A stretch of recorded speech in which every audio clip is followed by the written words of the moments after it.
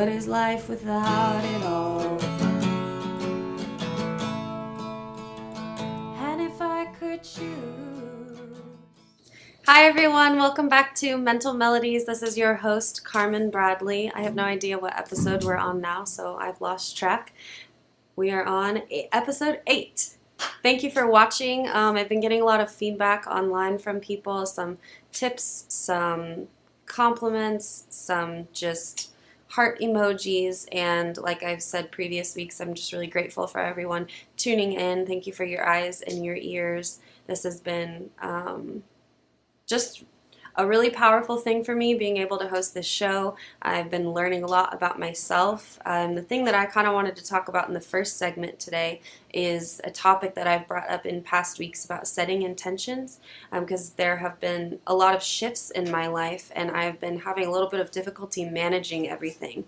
And so I had to kind of take a step back and reevaluate what I was doing on my day-to-day basis and how it was helping me and what was hurting me. And I was reminded of what I said, I think it was in the last episode, it was either that or the one before, and I was talking a lot about personal responsibility and just like throwing it back on you. And I talked about how there is a lot more, I think, that we have control over that we don't really realize we have control over. And so there are two things that I've kind of worked on over the past 5 years as I have been managing my own mental health and physical health. And two of those things are a morning routine and a nightly routine. I have still not quite figured out what a nightly routine is because my schedule is all over the place. But I do believe that the morning routine is it's a key aspect in being able to take control over your day and over your life and over your mental health. And so I have been trying to take back my mornings lately and spending more time to myself before I interact with other people. There have been a lot of different things that I've done in morning routines in the past. I used to get up early and write a lot, which I've mentioned before, and lately it's just been more about getting up and exercising and then spending some time with my music again before I interact with other people. So that's something that, again, it's just really crucial to have small things that help you to break apart the stuff that you have to do. And I'm going to bring on a guest today. I probably should have said that earlier. He is a mentor of mine. He is also a family member, but today I'm bringing him on as a mentor and an inspiration. He's an author and an artist. Currently, he's doing photography in town, so you may have seen him. And he has a lot of experience with his own mental health issues. He's watching right now, so I'm like, which words should I use? But he also has a lot of insight, and he has studied a lot and read a lot, and so I think that we're going to learn a lot from him today about what he's been through. Something I was thinking about that I would like to possibly touch on is the perception that people have of mental health, and I don't think I've talked about that a lot in past episodes, maybe like touched on it briefly. But one thing that I'm finding really powerful about being on this show is that people are kind of popping out of the woodworks and asking me questions about things in the middle of the week, or like asking me when they can watch the episode, or asking me if they can come on, or talking to me about my music or their music. I have a friend, Rando, if you're watching, who is also writing an album about mental health. And so it's just really cool, all of these people that I'm connecting with, and I feel like what I've said in past weeks about kind of like my voice being out there and things being said that I need to say is really coming true and coming to light. And so that's really cool. So I wanted to do a couple like shout outs or reach outs in the beginning of the episode, because we are really, really looking for sponsors for the show. So I want to throw that out, and I'll remind you at the end. It's a total tax write-off, and it will help to add to the vision that I'm kind of seeing unfold as the show is unfolding. So I mentioned that I want it to be bigger than just a talk show, and I've had this vision for a long time about being able to provide mental health services to people who don't have access to it, mostly financially. I would like to be able to obviously benefit from my work and be able to spend more time creating music for the show and planning it out and meeting with guests before they come on, all of that, you will be helping with that. But then beyond that, I want to give back. I want to affect mental health in schools. And like I said, I want to be able to provide mental health services to people. I know this is something I've told my uncle before.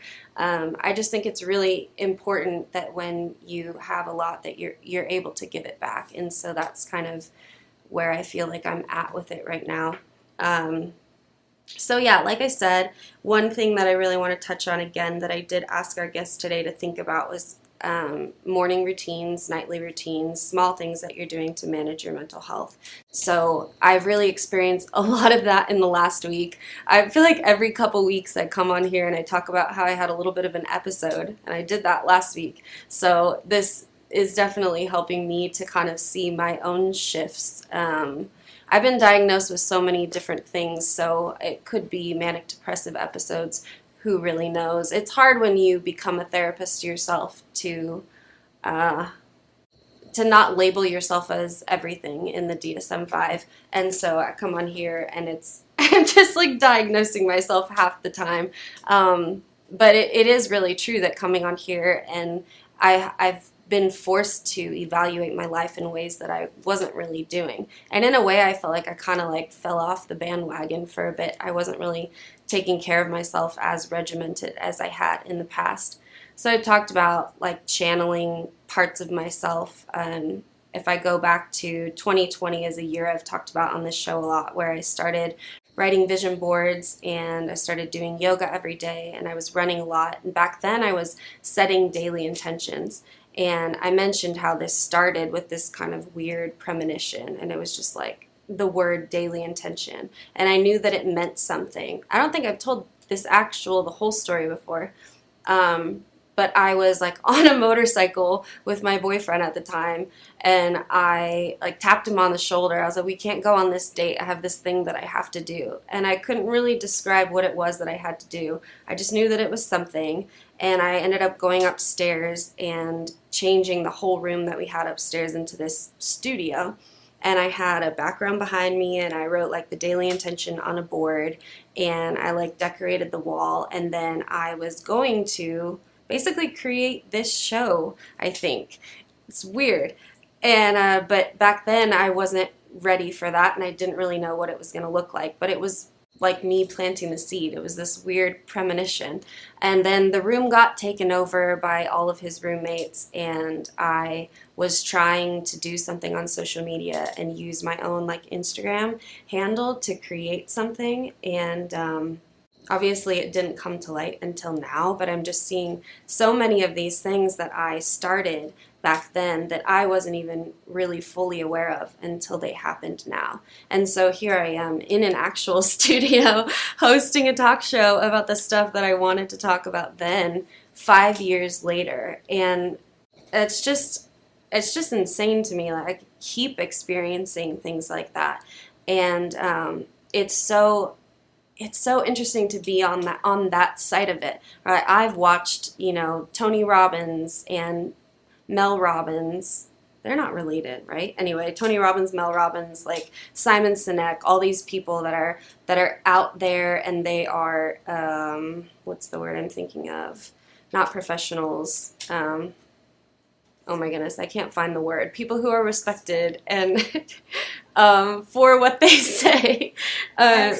Experts, thank you. You were whispering it to me and I couldn't hear it. But they're experts on topics like manifestation. I've mentioned breaking the habit of being yourself, and what's his name?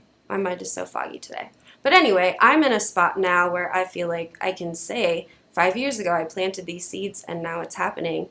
And I know that when you're in that spot where you're just thinking about where I want to be in 5 years or 10 years or 15 years, or how I'm going to get out of this job I don't want to be in, or how I'm going to be able to dedicate to my art, or how I'm going to be healthy, it feels like almost impossible, or it feels like the destination is so far away. But I think once you start getting the ball rolling, it just becomes like a day-to-day thing where you just do it day after day, morning after morning, night after night, and then eventually all of that adds up.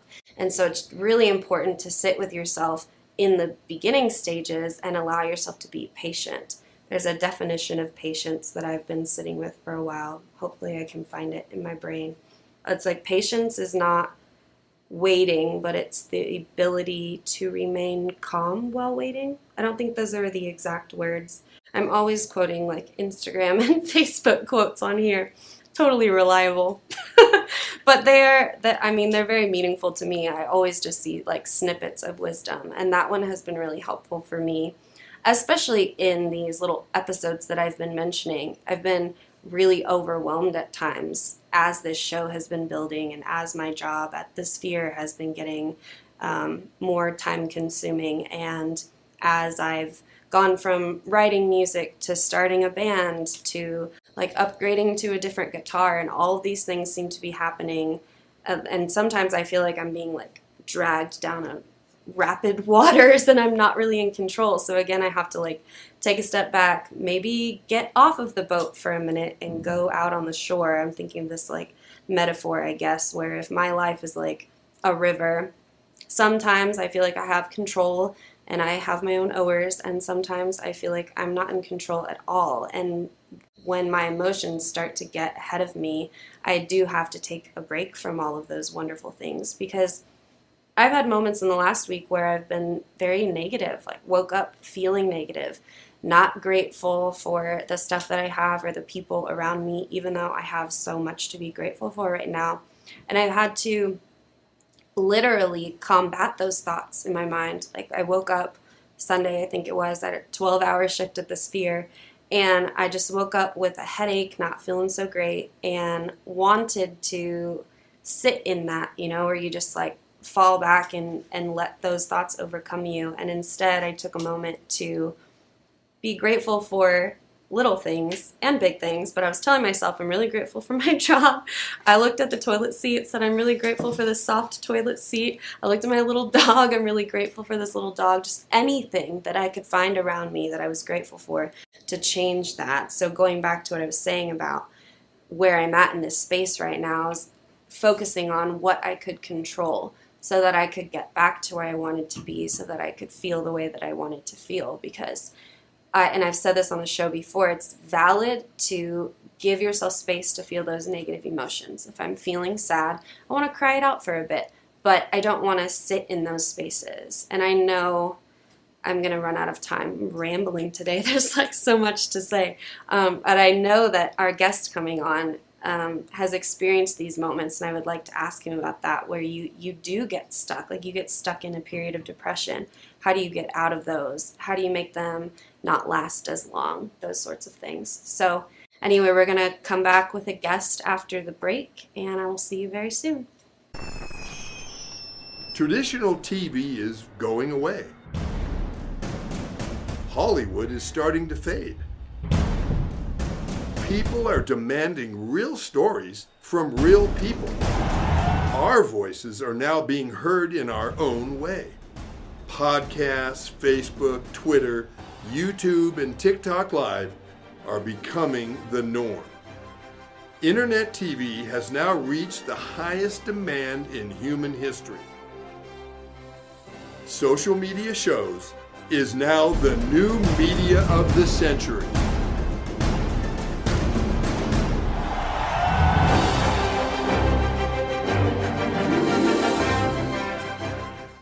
Hi, I'm Deacon T with Modern Word Ministries. It's great to be with you today. Just a short little promo for our show. Every Sunday morning we have service, and you can follow us at 10 a.m. Pacific Time on modernwordministries.org. And if you missed us or you want to see some of our older messages, go ahead and check us out on socialmediashows.com every single morning at 9 a.m. It's a great way to kick off your day, get a little bit of the word in you, get something uplifting, get you started off on your way. If you're looking for prayer or you need some help, reach out to us. If you go to our website, again, that's modernwordministries.org, you can interact with me via telephone, via DM, text message, whatever you want. I'll get right back to you. So if you need prayer, you need help, you just need somebody to talk to, Modern Word Ministries is here for you. We are your church in the community. So until you see you next time, be blessed, everybody. Bye-bye.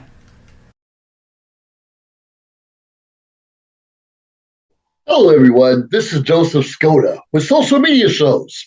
Well, I thank all of you for your support through these last several years, and it's been a lot of fun. We've given people a voice they never had before. Now, Social Media Shows is always collaborating with our veterans to help them do things and help out the veterans who are struggling today. And we teamed up with GI Connections, connecting veterans with resources. So please consider helping and donating to this great cause, because we're always doing things for veterans. So GI Connections, Social Media Shows, and you is what makes the world a better place. Once again, Joseph Skoda, proud United States Air Force veteran.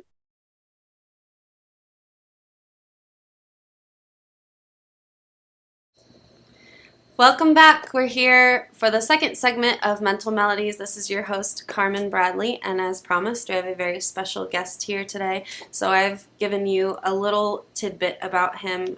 He's done so many different things. He's an author, photographer, award-winning author, columnist, genius, all those things. I'm going to let him introduce himself, though. It's true.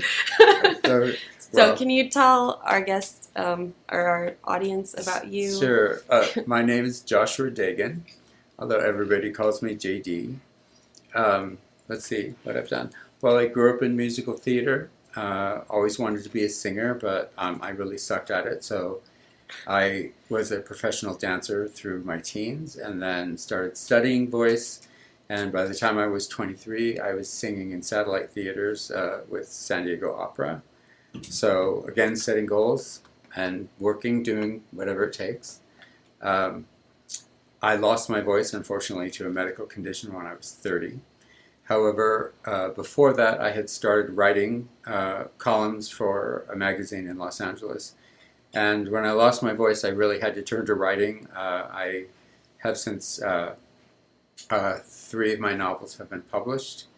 2 novelettes, 3 short stories. You can put in Joshua Dagan, D-A-G-O-N, into Amazon, and you have to hit enter because I'm not famous enough to be in the drop-down menu. So put in the name. And there are 8 titles. There are 8 titles under there. Let's see.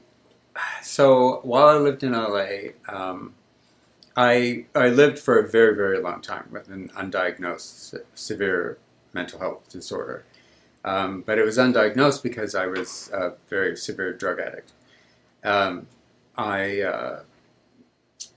It wasn't until I got off of drugs that you need to be off for about a year, roughly, before a psychiatrist can accurately diagnose you. While you're self-medicating, it's just not possible. So I got sober I got off of drugs in 2005, and I finally got off of alcohol and prescription medication in 2013. So it'll be 11 years in February. I haven't been able to publish anything. I haven't been able to write anything since I got sober, and I thought that was just over. And kind of it is. I kept asking myself what was next, and my therapist, every time we met, he said, okay, what's next? What's come, keep your mind open to something that's next. And I went back to school. I studied at UNLV. I studied literature and photography at UNLV when I went back when I was 41. And I won the National Trio Award from the United States Congress for Outstanding Achievement in Adult Education.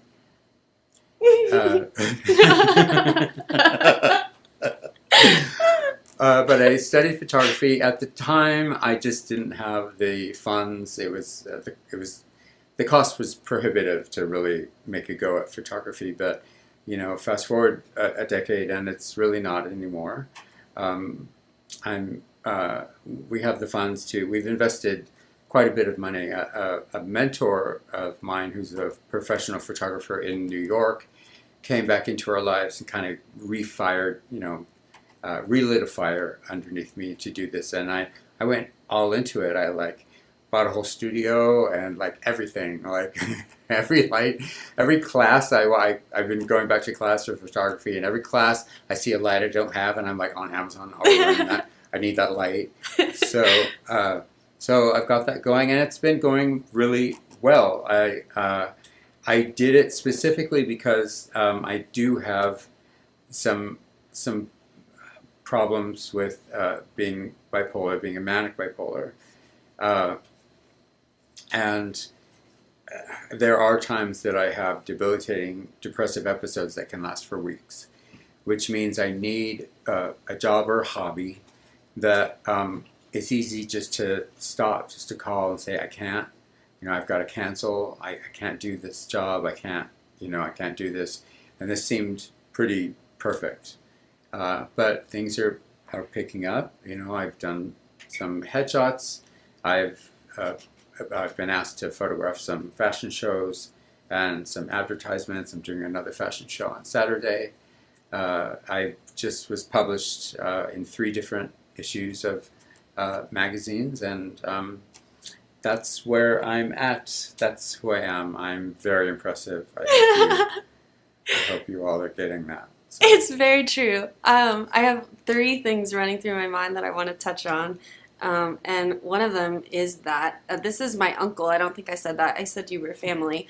But what he was mentioning, needing to be able to cancel. And the interesting thing when I go back to talk about how there have been seeds planted for me, my uncle has been my mentor in writing for a very, very long time. And when I moved to Las Vegas in a weird, manic episode, didn't really know where I was going, landed at my grandpa's house, and I knew shortly after I got here that you were going to be monumental in my life, and you already were, but I just knew that you being here meant something. And it's so interesting because we've been canceling on each other for years, and then we meet up and then we say we're going to see one another, and in the past year we've been seeing each other much more frequently, and our lives are coming together.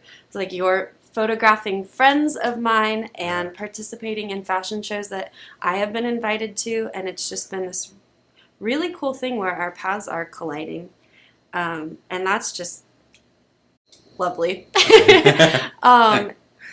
So I guess I'm going to let you decide where to go next, because I had one thing came up in the beginning. You were talking about writing, which sounded like writing as healing, and I wanted to know if you could expand on that. Yes. So singing was a passion forever, and I put my life into it, studied. I'm the type of person that when I get my teeth into something, I will read every book I can get my hands on. I will find the finest coaches. I will just go. If I leave any stone unturned, I feel like I've failed. So like I said, I did reach. I wanted to sing opera, and I did. I sang Compromario with Compromario roles, which are bit roles. They're walk-on roles with SDO when I was 23, 24, and then moved back to LA and was a pretty successful. I did stand-up comedy too. They let me on stage, even when I was a bad singer. They let me on stage because I could be funny at times. At times I could be funny. So they let me do that, but then eventually they stopped making me be funny, and they just let me sing, and I could get up and sing in French or and just bring the house to silence, and it was so. It was just so validating to have a plan come together like that, and then to lose it, for just no reason. No doctor could tell me, what I said. Was it drugs? I've done a lot of drugs, so I've done a lot. Name the drugs. I've done it. Was it drugs? And they said no. We don't think it had anything to do with drugs. It was just a thing that happened. And I remember lying on the floor of my apartment, I think for about 3 days, just staring at the ceiling, thinking I didn't want to live anymore. So I decided to die, to kill myself, although I chose a circuitous way to do it. decided to party myself to death, which sounds like a lot of fun, and it was, but it didn't work. It didn't work out. So anyway, at the same time, however, I had been writing satirical editorials for a magazine called Noise, an international nightlife magazine in Los Angeles. And I had pitched a series of articles to my editor about giving these drugs a personality and having conversations with them. And so he loved it. I started writing one, and I was allowed to print maybe 1,500 words, and I passed that, and then I passed 15,000 words, and I was like, what am I doing? And when I passed 30,000 words, I thought, I'm writing a book.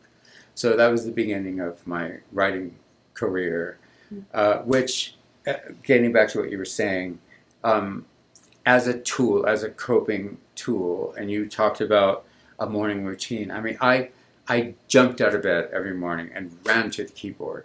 I was so excited to do this. And it got so, I would be so in the zone doing this that I didn't have time to think about anything else. In fact, I would find myself squinting at the screen, trying to figure out why I couldn't see. And it had gotten dark, and I'd forgotten to eat, and the day had gone, and I had no idea what I was doing. So that was 3 novels, came out that way. But then, I kind of burned out on the industry. Was disillusioned by, I did have some success. I traveled the country. I was allowed to do a lot of things that most people never get to do, like speak to whole rooms of people and panel with just the biggest names in the industry and get to know the industry from that side. And once you do, it just kind of took the wind out of my sails in terms of what was next, in terms of what I wanted to say as an author, and that just never came. That just never. I started writing a new novel, and so 7 years later, it was only 2/3 done, and I was like, I'm not going to finish this. So I finally gave that up, and the photography came along, and I've rambled off your question, haven't I? Have I rambled? What was it? No. I rambled off her question. She's just being no. polite. No, you didn't, because I asked you about writing as a healing modality, and then I felt that what you ended on was a great segue, because that's something that I've struggled with, is being able to let go of something. Like being a therapist was something that was very hard for me to let go of, but to be able to say, I know in my heart that I need to move on from this and to move on to something else. And that sounds like that's been a part of your journey, is singing moved into writing, and writing turned into, would you say photography was next? It turned out to be. It's an agonizing. Those are agonizing transitions, though, as I'm sure you're aware. They're really, really tough to give yourself permission to let go of something that has been such a healing tool, such a place. My old therapist and I used to call it a place to put the crazy, something to focus on, to take us out of our own heads. And thank God for the photography, because I haven't felt this way since I first started writing, where I just love taking the photographs, but more I love the editing and computer processing, and I get so involved that suddenly it's dark and I can't see, and I haven't fed the cats, and they're all over me screaming, and so it's been a really, really, really big blessing in my life in terms of my mental health. Yeah. We're about to end this segment, so I want to end with something I posted on Facebook.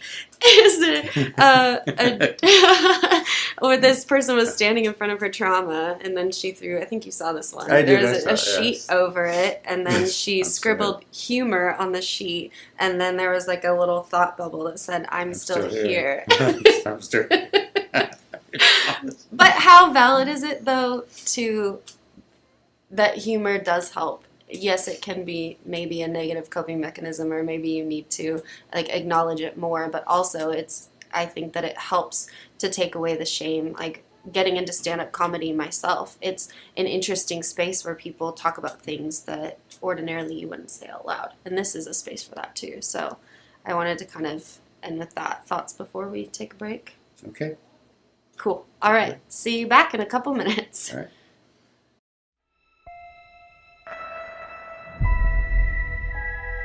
The year is 2980, and we now know that death is not the end. A soul can be extracted from the recently deceased and be used to create a blue liquid called essence. It can bring a person back to life. We'll get her back. I hope so. It's an expensive process used by the rich and powerful. The rest, they do what they can to survive. Stay right there. You told me you're hiding from some dangerous people.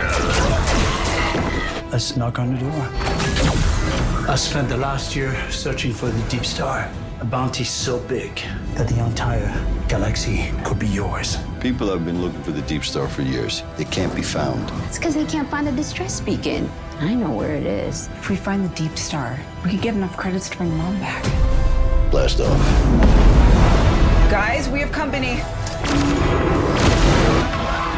You can run, but you cannot hide.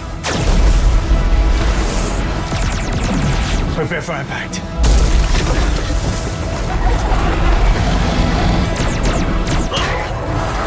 I am now authorized to take action.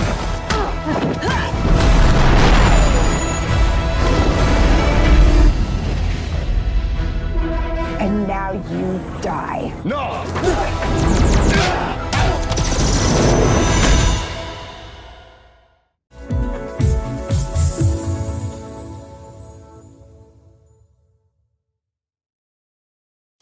Ready to buy a home?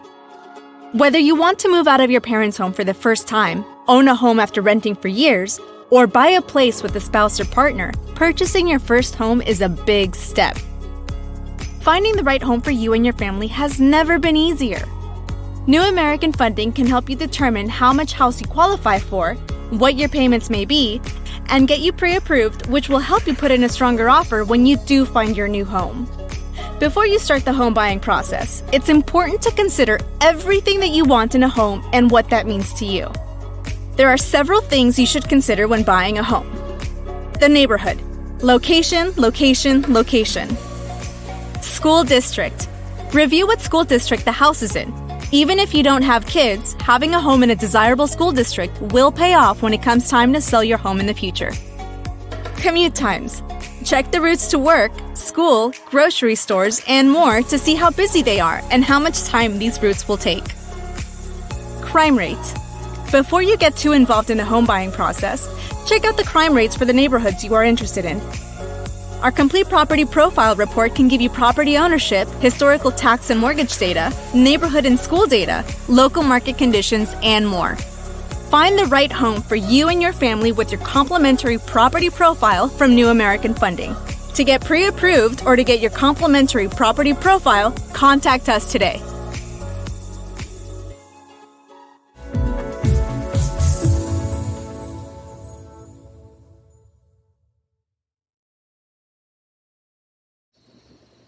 Welcome back, everyone. Here we are with our third segment of Mental Melodies. This is your host, Carmynn Bradley, and our guest, Joshua Dagan.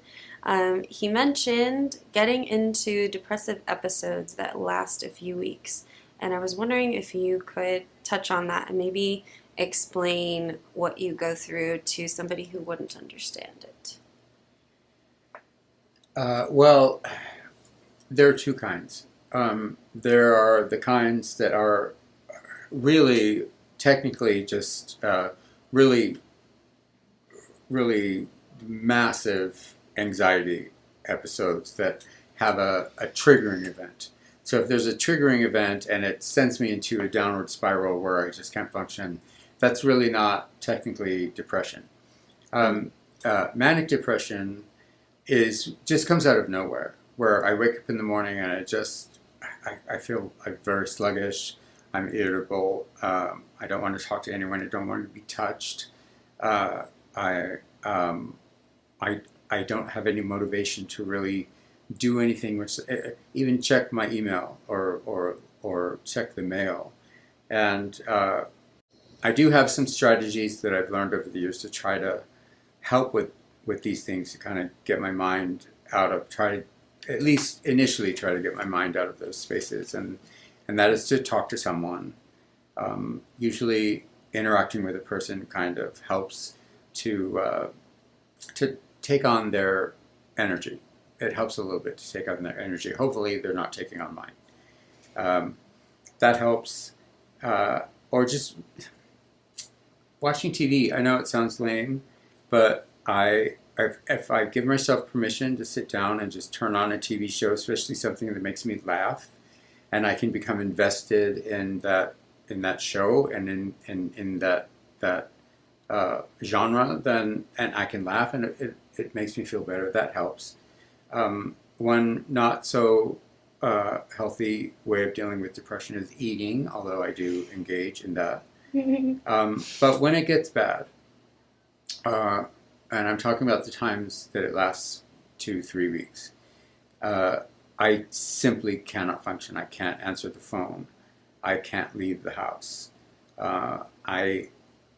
It feels like if I know I'm not constantly in a fetal position on the sofa, just vaguely watching Shark Week, but I know that's not constantly what's happening, but it feels that way.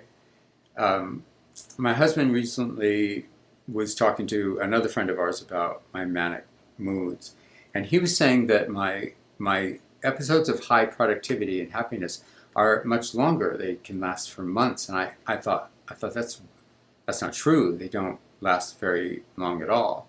But I think the illusion is that they just seem to go by so fast. When I'm happy and I'm productive and I'm getting things done, it just seems to go by so quickly. But when I'm depressed, when that strikes me and I just don't have anything left in me to do, barely get dressed, it just is so slow. It's so agonizingly slow. Every minute is an agony. I look at the clock and it seems to have barely moved, and I just don't know. I don't know what's going on, and I question every decision I've ever made in my life. I question whether or not the accomplishments that I have really even happened. I feel enormous imposter syndrome, and I just go through these absolutely irrational thoughts to where I have to get up and look at my bookshelf and see my name on the books I've written and see the awards and touch them and make sure they're really there. I know that sounds insane, but I'm insane. So I do these things and then end up back on the sofa just trying to focus on not focusing on where my mind wants to go, trying any strategy I can to get out of the place that is just a downward spiral. It's almost impossible to break out of it. It's very difficult. So then, the day that it stops, is it just that you wake up and you feel better, or is there something that you've done over the years to make that happen more quickly? What is that like? It stops, but it's incremental. It's not like I wake up one day and it's over. Mm-hmm. Usually with depression like that, what makes it much worse is chronic insomnia comes with it, where I'm not only useless during the day, but I lie in bed at night and go through the same problems. And sometimes I don't know, and I take medication that's supposed to help me with this. It doesn't always work, but sometimes it'll work. I'll get an hour, I'll get 2 hours of sleep, and that'll be enough to kind of at least psychosomatically make me feel like the cycle is a little bit broken. Mm-hmm. Maybe the next night I'll get a little bit more sleep.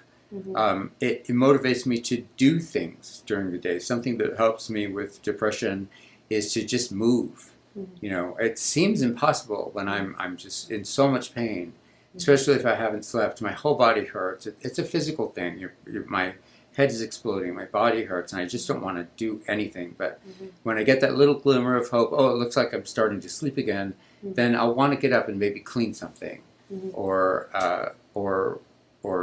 go outside, or just go get the mail, or just do a little bit of exercise, and it just kind of builds that way. And it does take time. It takes time, but it does eventually end. And apparently, according to John, it lasts for months. But I don't know who he's talking about. So. So you mentioned that you were undiagnosed for a while, and I've talked a lot about awareness on the show and how awareness plays a role in healing, because obviously if you don't know what's happening or you don't you're just not aware of your cycles or your shifts, then like where do you go from there? So how did it change or get better once you did find out? And then how has awareness played a role for you in your healing journey? So there used to be a common thought amongst in the psychiatric community that mental illness, at least severe mental illness, didn't begin to manifest until your early 20s or so. That has been proven to be not true. Symptoms of severe bipolar disorder have been observed in children as young as 8.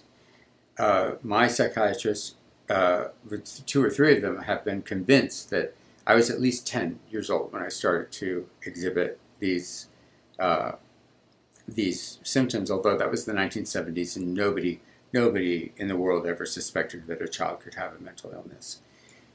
So when I was in San Diego, and a friend convinced me to try a hit of ecstasy, and I said, no way, dude, drugs are right now. I said, okay. So I took it, and I was talking about that experience with my psychiatrist, and she said, that was probably the first time in your life that you felt any relief from your symptoms. And so of course you sought that type of relief. And of course you self-medicated, because that was the only time you felt like you weren't just off in the world, like the whole world was an adversarial place for you. So I went many years, many years, 16 years of self-medicating. Well, maybe not that long, because I was diagnosed in 2005. But I got off heavy drugs at that time, and so I was able to be diagnosed. By then, my mental illness was huge.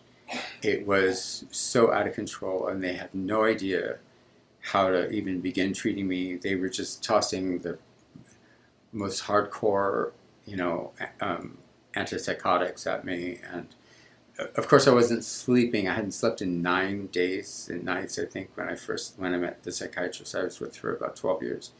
And her concern first was that I sleep.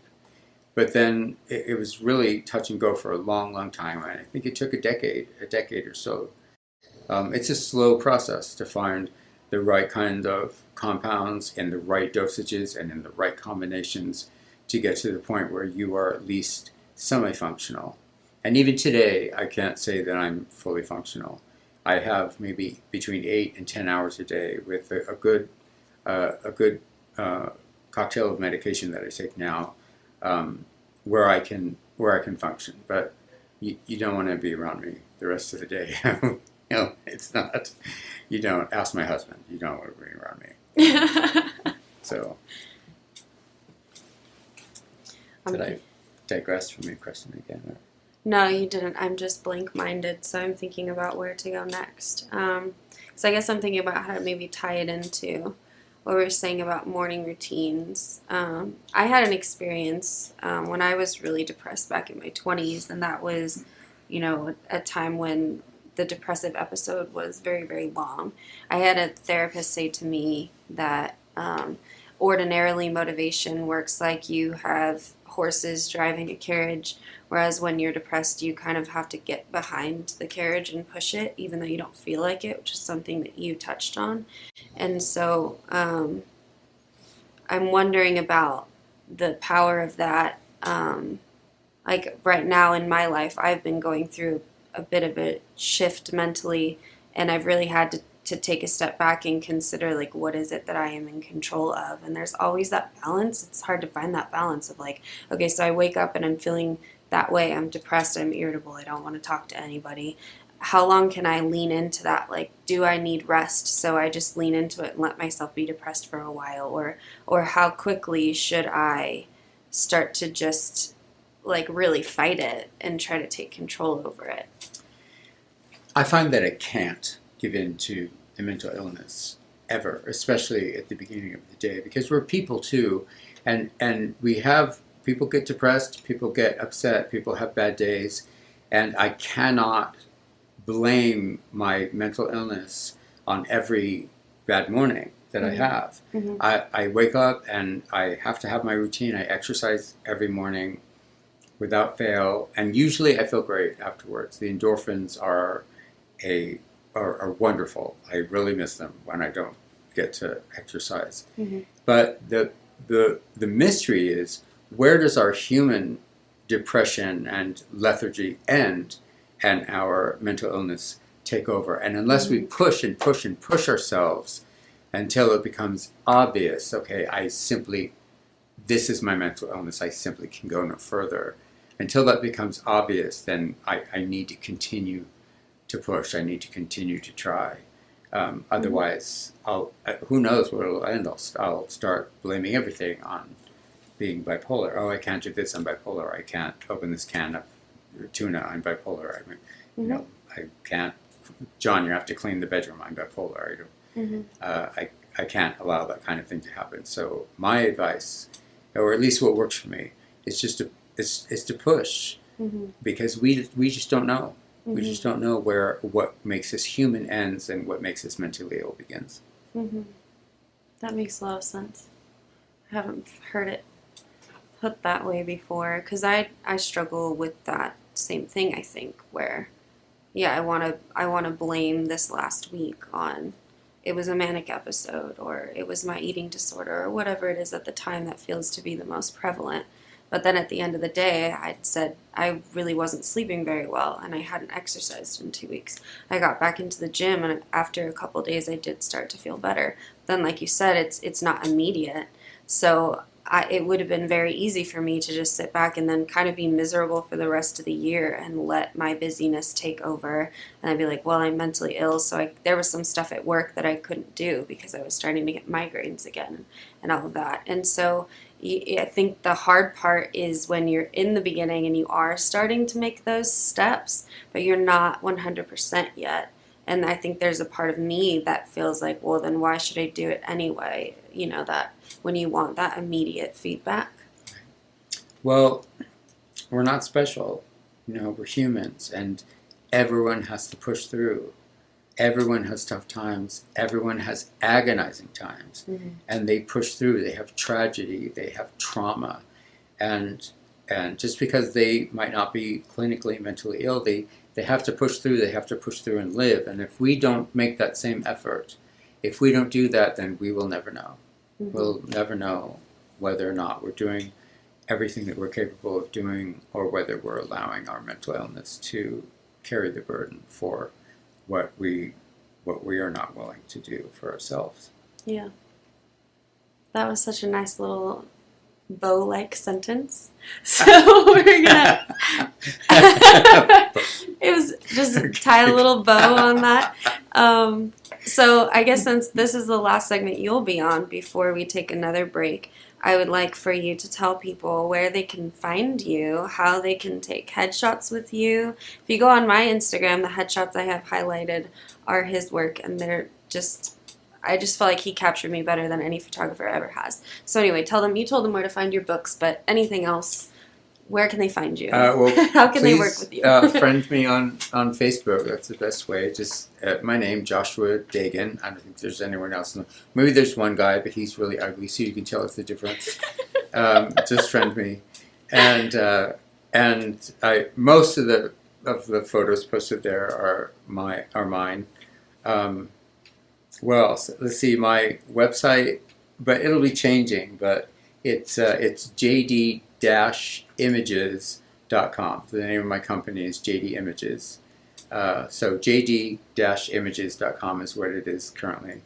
And there's a way to contact me that way, or email me at jd and then the letter Z and then the word images.com. So jdsimages.com. Perfect. All right, and I'm going to put that all in a slide for when the edited episode comes out. So if you need a visual, it will be there.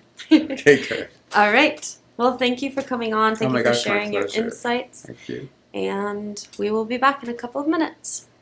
Hi, I'm Deacon T with Modern Word Ministries. It's great to be with you today. Just a short little promo for our show. Every Sunday morning we have service, and you can follow us at 10 a.m. Pacific Time on modernwordministries.org.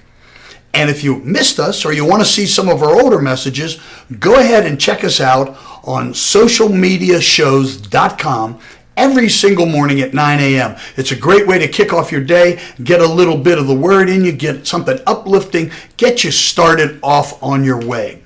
You know, if you're looking for prayer or you need some help, reach out to us. If you go to our website, again, that's modernwordministries.org, you can interact with me via telephone, via DM, text message, whatever you want. I'll get right back to you. So if you need prayer, you need help, you just need somebody to talk to, Modern Word Ministries is here for you. We are your church in the community. So until you see you next time, be blessed, everybody.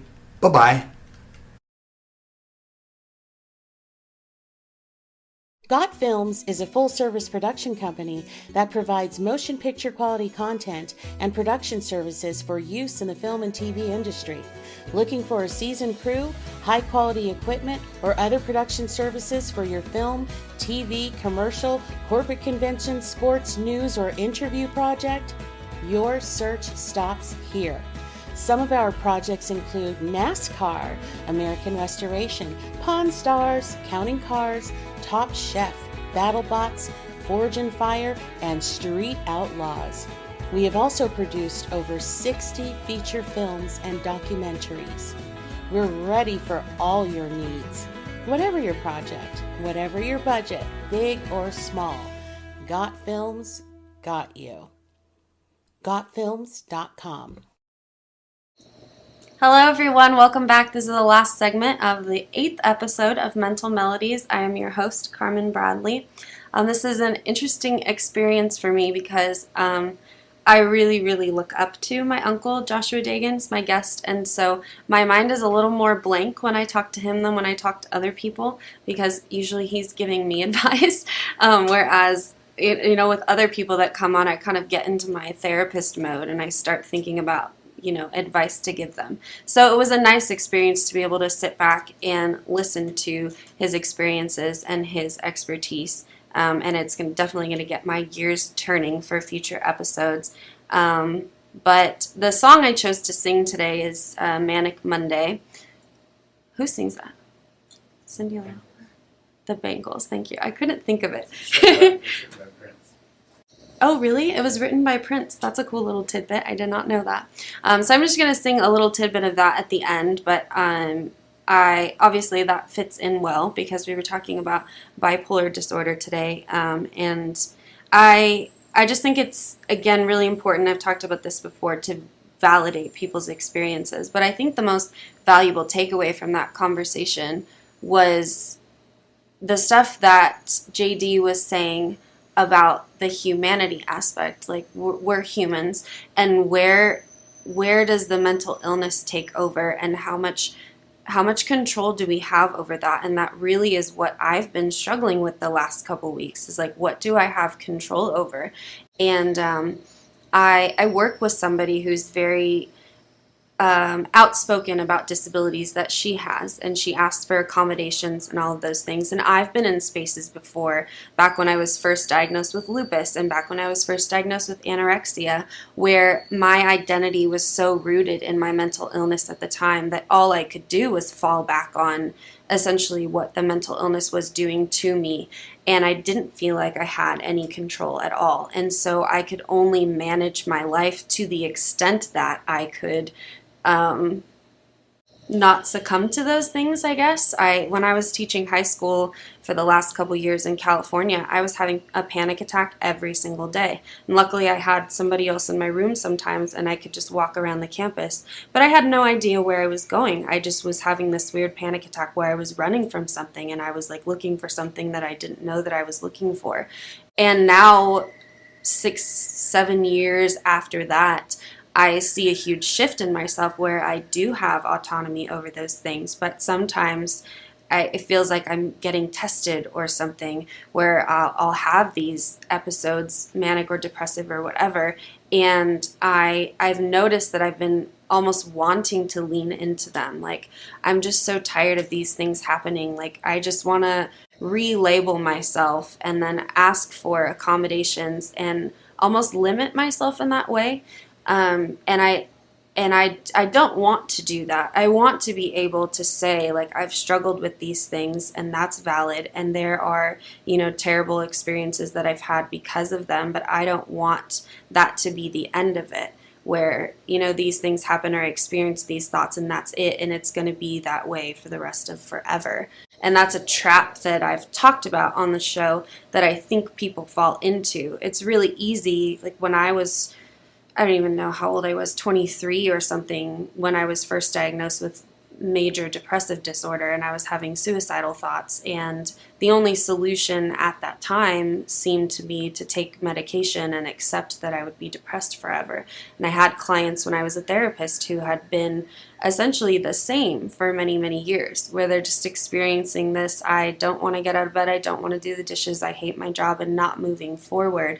And so where is it that the humanity comes in, where you decide, like, yes, these are things that I'm struggling with, but I want to change my life in some way, and how can I overcome that? And I think it's like trial and error, something else I've talked about. JD was talking about just like little tips. Even if eating is not the healthiest way to handle it, he's trying to figure out how to cope. And I often do that, where I'll try something for a few months and it'll work for a while, and then I realize that it's not serving me, and so I move on to something else. For a while, running was a way that I coped, until I realized that I wasn't really being too kind on my body by trying to run marathons and all of that, and so I shifted. And now I'm in a space where, just like JD has shifted from writing to photography, I have shifted from, I don't even know what came before it, I guess mostly writing to music. Interesting. Anyway, so I'm going to sing a little song for you, and then I'll give you some shout outs, and then that'll be that. Okay.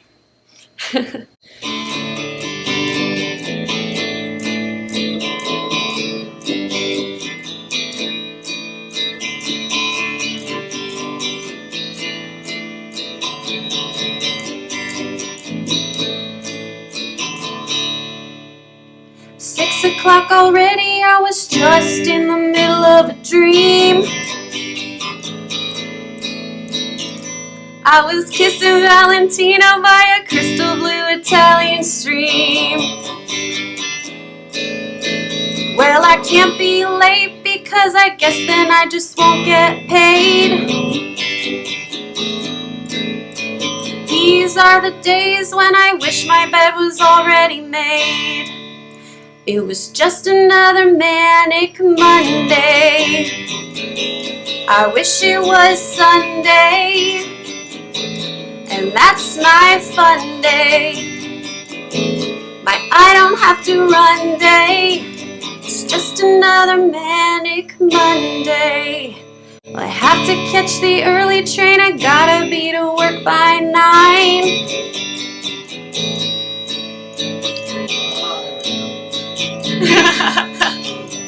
Just another manic Monday. Wish it was Sunday, 'cause that's my fun day. My I don't have to run day. It's just another manic Monday.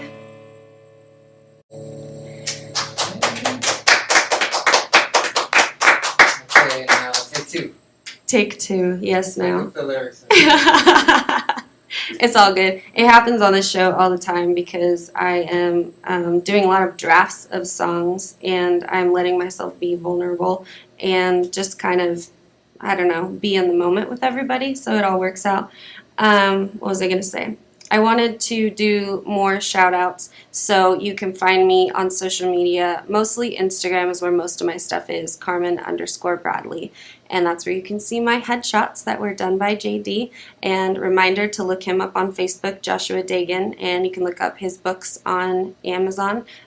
Be sure to press enter, as he said. You can also find me on Facebook. Actively looking for sponsors for the show, so if you would like to sponsor the show, admin@socialmediashows.com. If you want to come on the show, you can email admin@socialmediashows.com or reach out to me directly. If I do not know you personally, I will want to meet with you first, which I've mentioned. So I want you to think about, like, what is it that you want to get out of the show? What is it that you want to tell our viewers? And so just really ponder that. I've gotten some people who are just kind of like, oh, I'm interested. If you just want to do it just for influence, that's not the reason to come on. So think about that for a second and then reach out to me. And I just hope you all have a beautiful week, and I will see you next week. Valentino by a crystal blue Italian stream. Well, I can't be late because I guess then I just won't get paid.